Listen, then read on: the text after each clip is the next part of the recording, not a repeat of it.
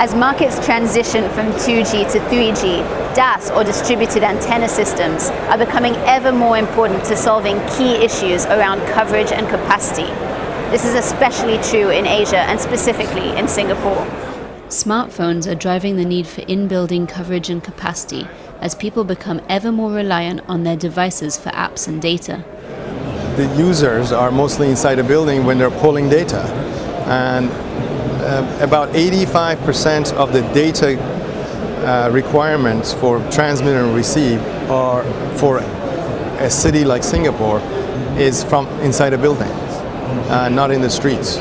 Traditional networks were not designed to provide penetration inside a building, much less support the use of smartphones, which is precisely where DAS and inbuilt systems come into play. The importance of DAS started in the early 90s and mid-90s and until late 90s, which was because of the coverage.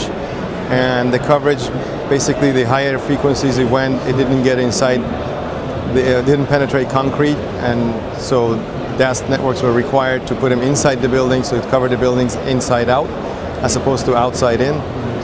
But as the time passed and traffic became a bigger issue, DAS became even more important.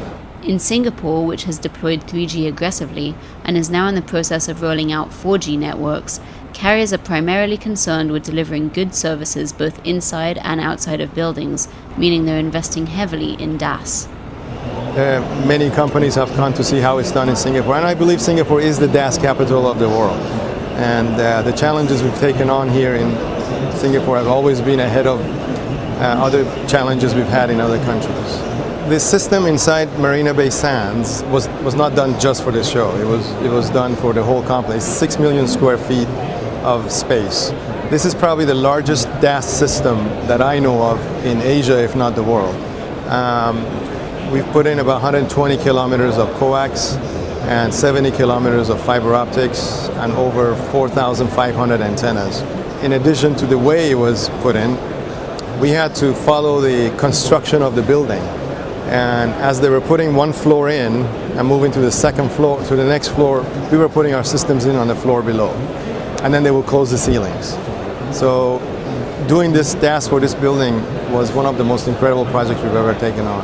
So while DAS may not be the most attractive devices at Communicasia, it certainly would be hard to communicate without them.